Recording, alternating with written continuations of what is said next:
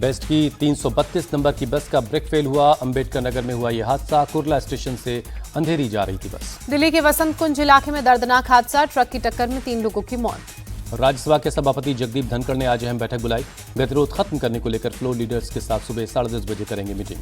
राज्यसभा के सभापति जगदीप धनखड़ के खिलाफ विपक्ष ला सकता है अविश्वास प्रस्ताव। विपक्ष का दावा, 70 से ज्यादा सांसद कर चुके हैं अविश्वास प्रस्ताव पर हस्ताक्षर। सूत्रों के मुताबिक इंडिया गठबंधन की सभी पार्टियों के बीच अविश्वास प्रस्ताव पर बनी सहमति। टीएमसी और सपा ने भी प्रस्ताव का समर्थन किया।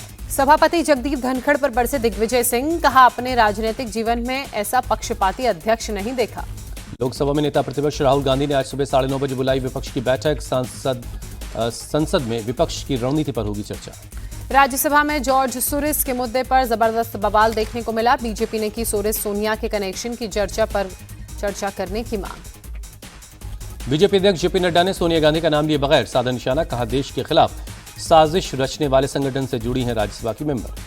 बीजेपी सांसद सुधांशु त्रिवेदी ने कहा जॉर्ज सोरेस से मिली हुई है कांग्रेस, सोरेस से अपने संबंधों का जवाब दे पार्टी।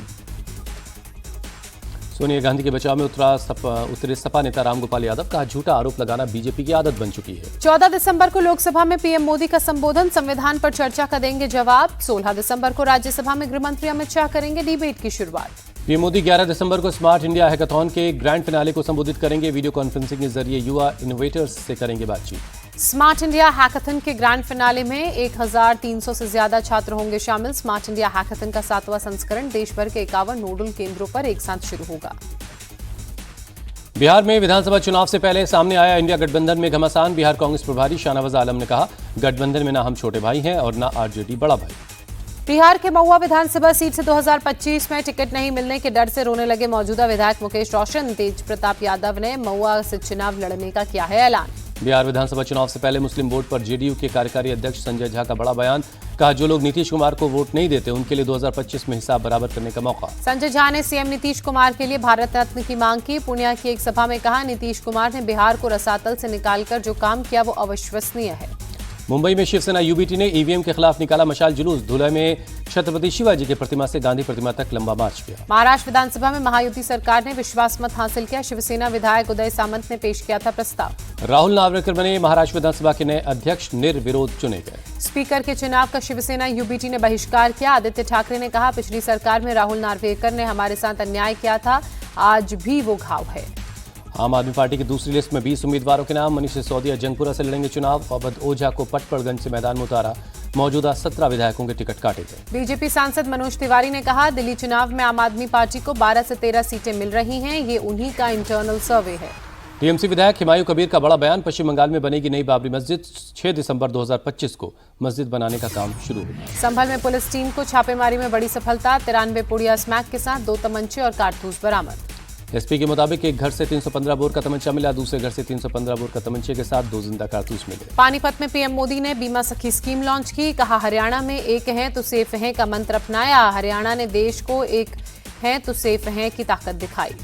पीएम मोदी ने कहा एमएसपी पर फसलें खरीद रहे हैं। हरियाणा में डबल स्पीड में चल रही है डबल इंजन की सरकार। जयपुर में rising Rajasthan global investor summit. प्रधानमंत्री नरेंद्र मोदी ने कहा रिफॉर्म परफॉर्म और ट्रांसफॉर्म के मंत्र पर भारत ने तेजी से विकास किया। अडानी ग्रुप राजस्थान में 7.5 लाख करोड़ रुपए का निवेश करेगा। राइजिंग ग्लोबल समिट में किया ऐलान। आरएसएस चीफ मोहन भागवत ने कहा बुढ़ापे में पढ़ने का ग्रंथ नहीं है गीता, इसे बचपन में पढ़ना चाहिए, ये जीवन में आगे बढ़ने का सही रास्ता दिखाता है। मणिपुर में इंटरनेट सेवा बहाल, सरकार ने 9 जिलों से पाबंदी हटाई। राजस्थान के दौसा में खेलते वक्त 5 साल का एक बच्चा बोरवेल में गिर गया, रेस्क्यू ऑपरेशन जारी है। जम्मू कश्मीर के पुंछ में माइन ब्लास्ट में जान गंवाने वाले जवान के पार्थिव शरीर को अस्पताल लाया गया। डॉक्टर्स की टीम करेगी पोस्टमार्टम। हादसे में करीब आधा दर्जन लोग घायल हो गए, सभी का इलाज जारी। दिल्ली में ठंड बढ़ने के साथ ही एक्टिव हुए रैन बसेरे जरूरतमंदों के लिए बने सहारा। हिमाचल प्रदेश के मनाली में ताजा बर्फबारी, बर्फ की सफेद चादर में लिपटा नजर आया इलाका। राजस्व सचिव संजय मल्होत्रा 11 दिसंबर को संभालेंगे आरबीआई के नए गवर्नर का जिम्मा। अयोध्या पहुंची अभिनेत्री सोनाली बेंद्रे, दर्शन पूजन के बाद सरयू घाट पर आरती की।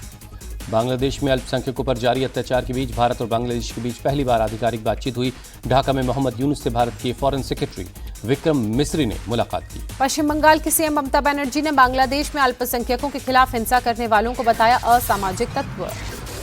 सीएम ममता बनर्जी ने बांग्लादेशी कट्टरपंथियों को दिया करारा जवाब, कहा आप कब्जा कर लेंगे और हम बैठकर लॉलीपॉप खाएंगे, आप ऐसे मत सोचिए। एशिया पैसिफिक डेफ गेम्स में टीम इंडिया का शानदार प्रदर्शन, 55 मेडल जीतकर इतिहास रचा। खेल मंत्री मनसुख मांडविया ने कहा खेल की दुनिया में हमारा देश आगे बढ़ रहा है।